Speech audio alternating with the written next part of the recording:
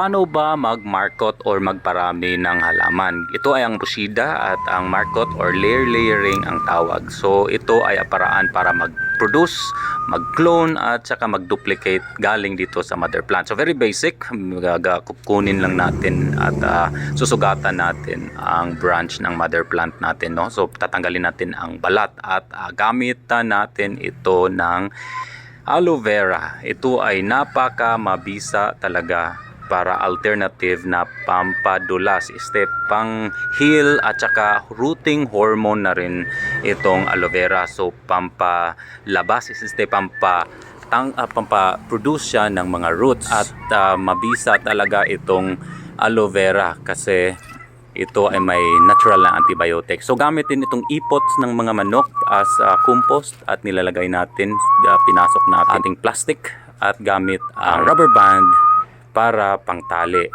So binutasan natin, binulikat natin ang ating compost at ngayon ay ito na ang final at huli na process. So very basic, pangtatalian na lang natin ng rubber band para kakapit talaga. Ito yan, may tumutulong katas ng ipots ng manok.